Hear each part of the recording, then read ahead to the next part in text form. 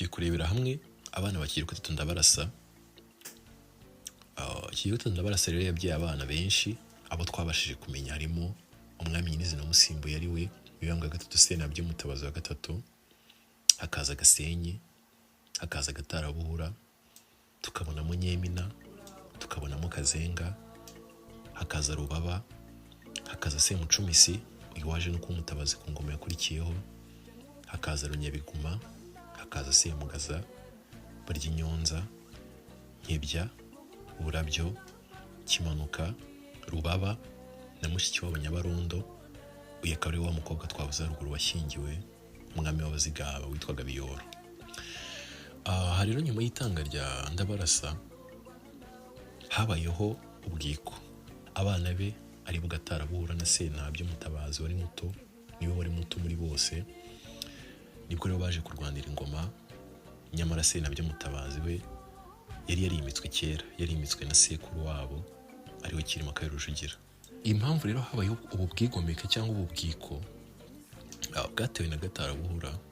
Uyu Gatarabuhura rero yari umwana mukuru w'umwami ndetse yari azi ko ari uzaragwa ingoma, anatwara n'ingabo za se Ababito, ariko haza kwimikwa mu ibanga murumuna wabo batari banazi kabaho, ari witwaga Mibambwe III Sentabyo wa gatatu Mutabazi. Bituma rero bibatera amashyari kubona uruhinja, umwana muri bo utararwanya intambara, yimikwa agahabwa ikamba mu buryo gutyo gusa, kandi abarwaniye igihugu bo batabaye umwami cyangwa hatabaye umwami umwe muri bo. Nibwo Gatarabuhura yafashe iya mbere avuga uti njye ugomba kuba umwami. Igihe rero himikwaga Mibambwe III Sentabyo wa gatatu Mutabazi, bakuru be bamwe na bamwe ntibyabashimishije kubona uruhinja ruto muri bo rwimika rutazi iby'urugamba cyangwa igihugu.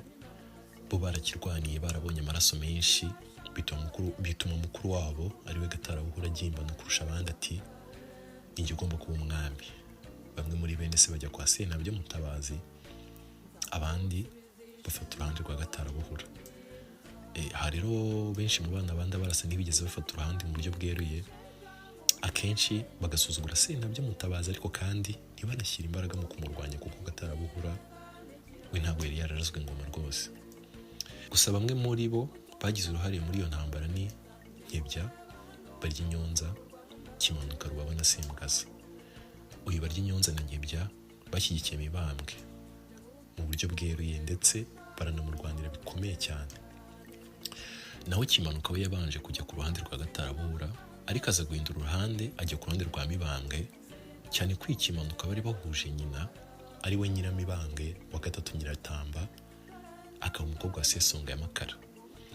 Kugira ngo ibyo bigerweho, Nyiratamba yaje kwifashisha umusizi witwaga Muganza mwene Nyungura y'Abagorozi. Babwira Kimanuka ko kurwanya murumuna we bavukana ku babyeyi bombi ntacyo bizamumarira. Babimubwira mu gisigo cyitwa Mvurira uwahake. Kimanuka wari ufite ingabo zikomeye zitwaga Abashumba, ahita ahindura uruhande gutyo. Nuko Semugaza na Rubaba nabo babanje guhagarara ku ruhande rwa Gatarabuhura, cyane ko Semugaza we yanatwaraga ingabo za Gatarabuhura zitwaga Ababito cyangwa Urukatsa Ababito. Uyu Rubaba rero akaba yari inshuti ya Semugaza cyane, bigatuma ajya kuri urwo ruhande, cyane ko Semugaza ari we watwaraga ingabo za Gatarabuhura zitwaga Ababito. Nyamara ariko Semugaza we ntabwo yigeze ashishikazwa cyane no guhesha ingoma Gatarabuhura. Ibi rero byaje kurangira Gatarabuhura ateye wenyine aratsindwa. Uwitwa Rukari wari umutoni wa Ndabarasa wari ku ruhande rwa Gatarabuhura bikomeye, arafatwa atabwa mu kiyaga cya Muhazi. Cyakora Gatarabuhura we abasha gucika ahungira mu Gisaka. Aha rero hakaba mwene Ndabarasa witwaga Gasenyi, niwe washakaga ingoma, uwo nawe yaje gutera, ariko nawe aratsindwa ahungira mu Gisaka. Ndetse na Rubaba twavuze haruguru ashaka gutera rwihishwa, ariko mu buryo bwo kurwanira Gatarabuhura aza gutahurwa mu ijoro rya mbere ryo gutera, nawe rero ahungira mu Gisaka. Gatarabuhura rero aza kohereza undi murwanyi witwaga Ruhogo rwa Rwasamanzi rwa Mukungu uyu wa gatatu Mazimaka ngo yice Mibambwe mu buryo bw'ibanga rikomeye. Aha rero ukuntu byagenze, uyu Ruhogo yaje guhengera Mibambwe atetse.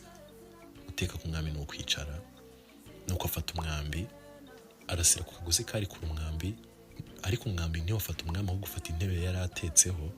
ni ukuri ko umwami Mibambwe ngo yari umwami wagiraga umutima mwiza, ntabwo yahise amutanga, ahubwo yakoze ikintu gitangaje, ahubwo aramureba ategeka ko agomba gucibwa ikiganza cyamurashe, ntibamwica.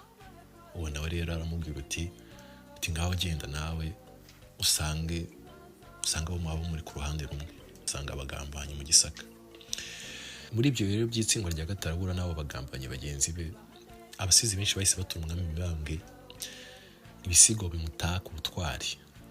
Abo bakabamo Semidogoro ya Gasegege bamutuye igisigo kigira kiti umwami si umuntu. Ntibanyendera mwene Ndamira ya Muhabura, umusizi w'umubanda wo ku gihe cya Cyilima kabiri Rujugira wakundaga guhangana n'abagorozi, nawe ati uruguma runini. Iki cyo cyahimbiwe Rukari igihe yari amaze gutabwa muri Muhazi. Nuko Musare rero nawe ati nshira umwami inkamba, kandi arongera ahimba ikindi gisiga cyita ingoma iraragwa ntiyibwa. Ikiro cyari cyo kugaya ubugwari bwa Gatarabura.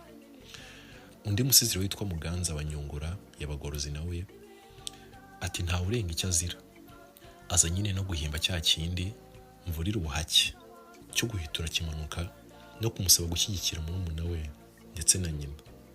Semidogoro rero nawe aragaruka ahimba ikindi akita umwami si umuntu, igice cya kabiri, agitura Mibambwe ariko agaragaza ko umwami ari igitangaza ndetse ko ntawuhwanye nawe. Hanyuma kandi umusizi w'umwene Gatambiro witwaga Nsabimana ya Nyabiguma bya Sanzige ya Mugutu. Uyu rero Mugutu yari umuhungu wa Gatambira ka Mibambwe wa mbere Sekarongoro wa mbere Mutabazi wa mbere. Uyu rero yaje guhimba igisiga cyita Ruhanga rucura inkumbi, nuko agitura umwami Mibambwe wa gatatu Sentabyo Mutabazi wa kabiri, agaragaza ko yatsinze babagambanyi bose. Nuko rero Musare aragaruka ati cyambwira Imana yamwimitse uko yasaga, agaye Gatarabuhura ngo nganiye abagorozi nawe ati ndi intumwa y'abambi. Nyamara rero abo bagambanyi bo bakomeje kwiyongera uko batabaye bose bagahungira mu Gisaka. Nuko rero Mibambwe abonye ko abagambanyi bamaze kuba benshi mu Gisaka, aza gutegura kugitera. Gusa iterwa ry'Isaka ntiryakunda mu gihe kigera ku nshuro ebyiri zose. Nk'inshuro ya mbere yagambiriye kugitera yari yageze n'ingabo ndetse atanga n'umutabazi. Umutabazi aza kuza kuba Kanywabahizi. Kanywabahizi rero akaba mwene igihanganye gihana cya Cyilima kabiri Rujugira, nawe wari warabaye umutabazi mu Burundi. Ariko Kanywabahizi we yageze mu Gisaka aratinya kwitanga, ahubwo nawe yisangira uruhande rwariho babagambanye. Nibwo Musare yahise yimba igisigo akita Umunyiginya Mutinde, agaye ubugwari bwa Kanywabahizi wanze kumenera amaraso igihugu kubera ubwoba kandi ari umuntu y'ingoma rwose. Indi nshuro ya kabiri Mibambwe nanone yaje kugaba umutabazi, noneho umutabazi aba mukuru we igikomangoma Semucumi twavuze ya ruguru. Ariko neza agiye gutera ahita amenya amakuru ko ubushita bwayogoje Gisaka, ari nabwo rero yaje kurwara ndetse binamuviramo gutanga. Ahitamo kureka gutera, ahubwo ashyira imbaraga mu gukumira ubushita mu baturage b'Abanyarwanda. Uyu Mibambwe rero bivuga ko yaje gutanga ari hagati y'imyaka 27 na 32 mu 1746, mu gihe y'imyaka isaga 5 ari ku ngoma. Ariko ibi byose byabaye ku kagambane n'ubundi ka Gatarabura n'umwami w'Igisaka. Aza kuza gupfana na mukuru we Kimanuka, bari bamaze iminsi barabaye inshuti. Nubwo Mibambwe gatatu Sentabyo Mutabazi yamaze imyaka mike ku ngoma kandi agahora mu makimbirane bene se, ntibyamubujije kugarura igihugu cy'Ubugesera, kikaba igihugu cyayoborwaga n'Abahondogo, kikagira ingoma ngabe yitwaga Rukomba amazi. Uyu Mibambwe gatatu Sentabyo niwe wagaruye Ubugesera, bwari busigaranye igice cy'amajyaruguru kuko amajyepfo yaragaruwe n'u Burundi.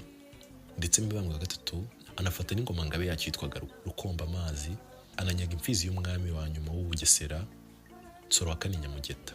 Iyo mfizi ikaba yaritwaga Rushya.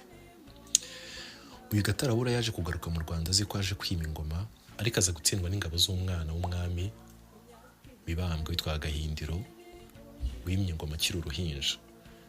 Izo ngabo zikaba zaraje kunguka amaboko ko Semugaza ahoza ari inshuti ya Gatarabura yaje kuza kurwanira Gahindiro, ndetse rwose intambara niwe yirangije. Igikomeye, uyu Gatarabura yajwe no gufatwa, aza no gutabwa mu rwobo rwa Bayanga. Nibwo abasizi baboneyeho rero batura ibisigo Gahindiro wari umaze kwima ingoma, hamwe na nyina Umugabekazi Nyirayuhakane Nyiratunga, akaba yari umukobwa wa Rutabana rwa Nyakiro cya Makara. Umusizi rero witwa Nsabimana ya Nyabiguma yahise ahimba igisigo akita mbwira abantu inyundo yacuze abami, kibara cye cy'abagorozi, ati inkingi nkinda ateye u Rwanda. Uwitwa Rurezi nawe ati Imana yeze ntiba imbogo. Musare wa Karimunda nawe ntiyatanzwe, ati ukuri kwimutse ikinyoma ku ntebe. Ndetse n'akagaje ati inka zihawe nyirazo. Ngaye nguko rero ibigwi bya Kiragato Ndabarasa n'ahanga twabishyiraho akadomo. Twanaboneyeho rero n'umwanya wo kuvuga iby'abahungu be, ariko by'umwihariko wamusimbuye w'Imibambwe Gatatu Sena by'Umutabazi. Mwakoze rero kudukurikira, abarangije kumva iyi nkuru mutwandikire muri komenti mutubwire uko mwayumvishe. Iyi nkuru rero yateguwe n'Uruyange yafatanyije na Mwuzuro. Reka rero tubabwire uti amateka nakagaruka, amateka nagahoraho, kuyamenya, kuyaganira no kuyatarama nibwo bumwe bwacu. Imana y'u Rwanda ikomeze ibane namwe.